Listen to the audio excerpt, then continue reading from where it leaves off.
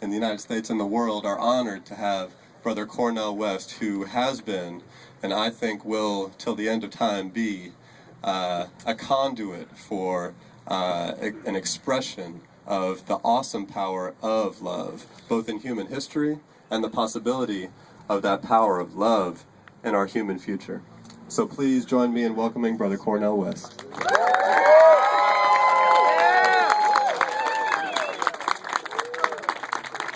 My dear brother Aaron, what a blessing to be here. Occupy Tallahassee. Indeed. I want to apologize. My plane was late because I was supposed to fly directly from Newark to Atlanta, but we had to make a stop in Washington, D.C. because we ran out of fuel in the air. You know, I said, we need more sophisticated planning.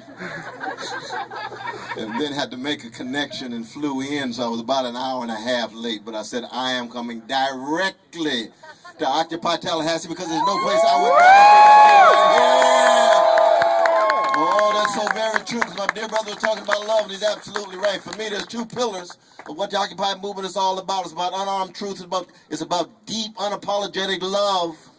And that unarmed truth is what? The condition of truth is to allow suffering to speak. We look at the world from those who's suffering. I don't care what color, what culture, what civilization, what sexual orientation. We are concerned about the suffering, and when it's unnecessary, tied to unjust institutions, when it's tied to unjust structures of domination, then we straighten our backs up and say, we got to do something about this. Yeah! Oh, yes. We straighten our backs up and say, we are concerned, no matter what nook and cranny in the community, no matter what corner of the globe, because Occupy movement is what? Global movement. It's an international movement. Why? Because we got human beings who are suffering, and sentient beings too. Unarmed truth at the same time is about unapologetic love, and love is about what? Steadfast commitment to the well-being of those, especially the weak and the vulnerable, especially those often called the least of these, children, the widows, the elderly, the working peoples, the poor peoples, those Franz Fanon called the wretched of the earth, the people of colors who are suffering, the gay brothers and lesbian sisters who are suffering. And that's not PC chit-chat.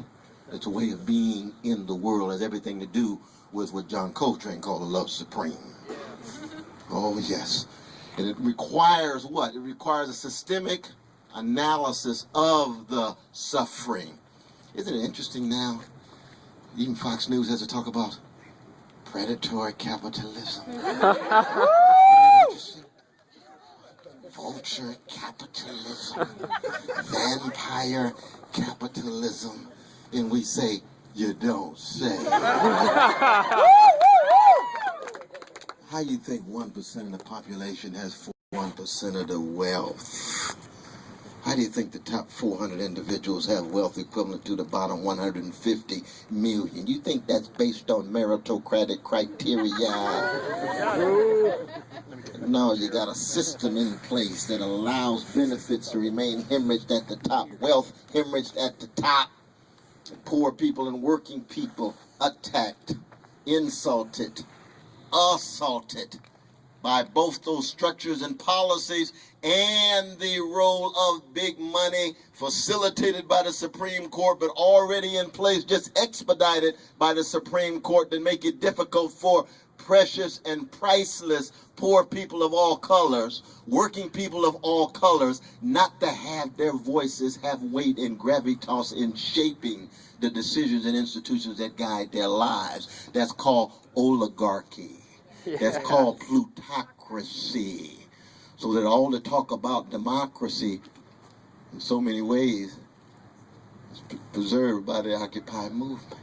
If you really want to see democracy in action, where the voices of everyday people are actually raised in the face of oligarchic power, people are going to have to turn 100 years from now to the Occupy movement, 50 years from now to the Occupy movement. But I can't wait until March and April and May, when things get a little more warm in New York and Chicago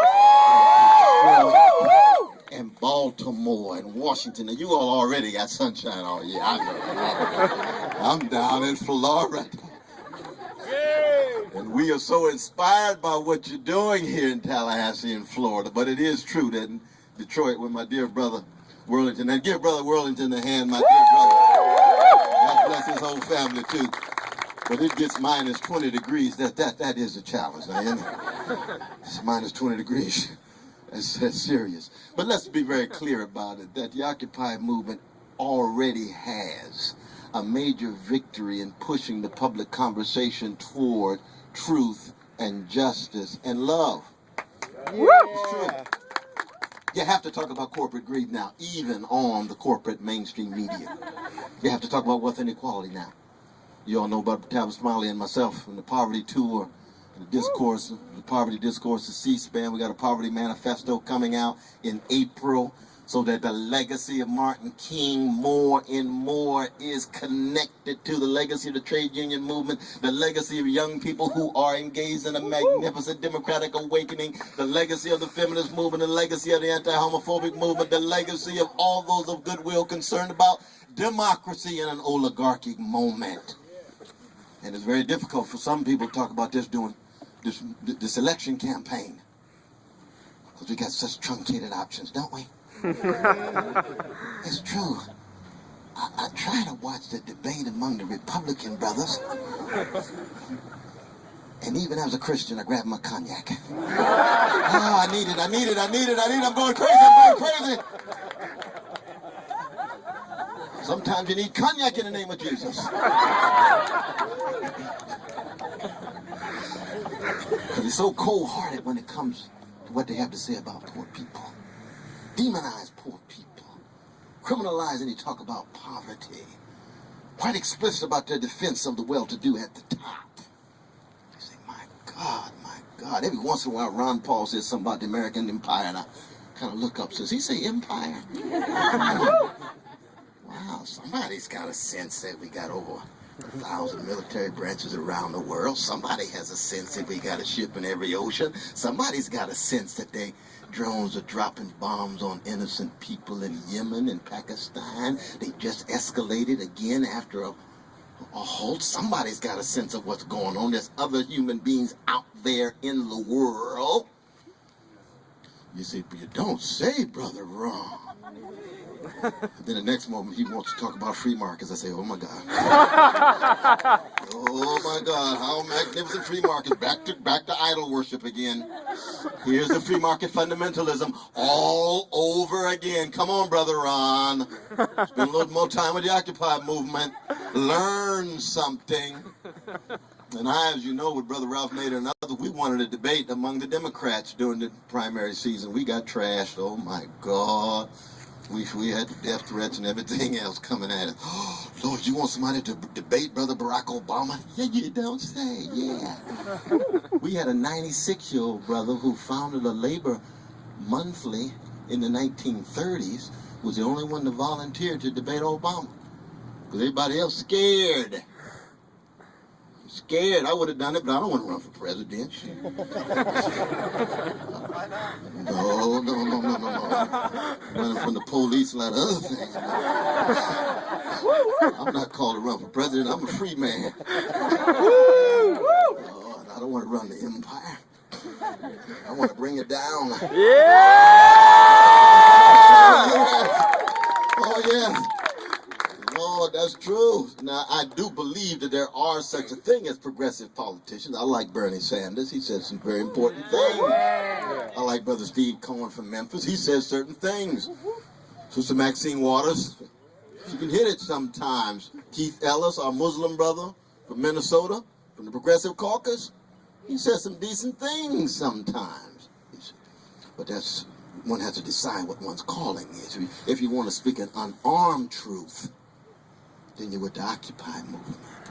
Then you're with folk who are willing to stretch out and engage in systemic analysis. It's not just short term, but it's to be a long distance freedom fighter. And that's what's so magnificent about the young brothers and sisters of all colors. Because you all are not sprinters. You're in it for the long run. Is that right, young folk? You all in it for the long run? Yeah! That's it. I'm almost 60 years old myself. Almost 60. And I can remember when I was 18 and we shut down the city of Sacramento. Shut it down for the same issue that we're talking about today. We were highlighting the legacy of white supremacy, the vicious legacy of white supremacy in Sacramento at that time, but we were always connected to what was going on with working people. We're already connected to the need for sisters of all colors to break out of the patriarchal impositions. We were already connected to our gay brothers and lesbian sisters. Huey Newton had written an essay on homosexuality and people's liberation in 1968 from the jail. Say, oh, Black Panther's talking about gay brothers? Yeah, they love James Baldwin. They love Tennessee Williams. Talking about gay, yes, they love Muriel Rukeyser, the great poet, lesbian poet. They already were in contact in the late 60s. Their primary focus was the legacy of white supremacy, rightly so. If you're black and brown and red, you're going to have to hit that issue head on just to be able to breathe. But at the same time, you're universal. You're concerned with what's going on in every community, no matter what color, just like we're concerned about what's going on in every culture.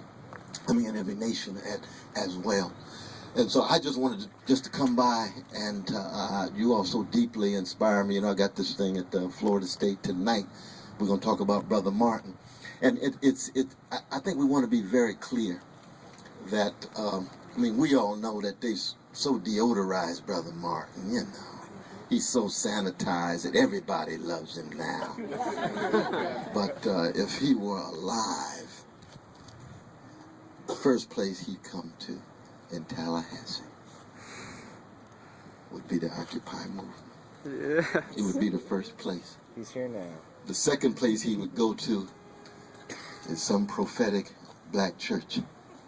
Because he, like me, he's a Jesus-loving free black man. That's just who he was. That's who we are. We got to be honest about who you are, So he said, oh, the Occupy movement, that's my folk.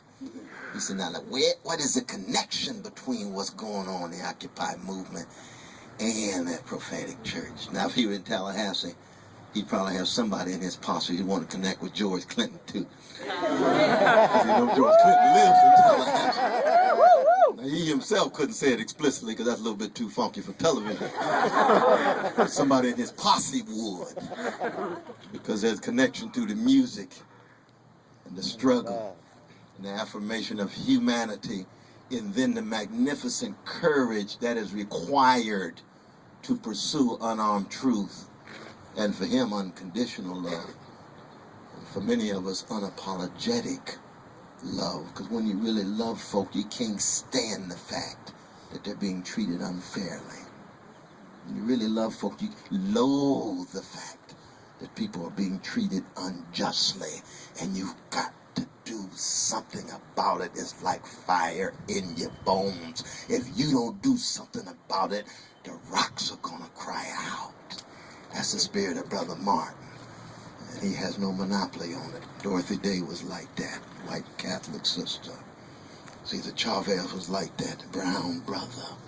Gandhi was like that, Hindu Indian brother. Paul Sweezy was like that, WASP, atheistic Marxists. There's some anarchists who are like that.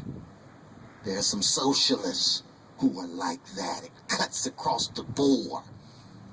I think if we even looked strong enough, we'd find some prophetic Mormons like that. It's true.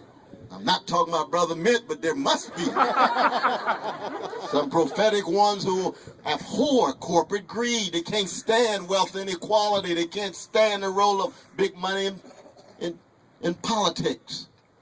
Why? It's an all-embracing movement. That's what makes it profoundly humanistic. That's what makes it, allows us to come together. And we're going to continue to teach the world that we are in this together in the long run. In the long run. So thank you all so much. Thank you so much. Thank you so much. Indeed, what a blessing for me to be here.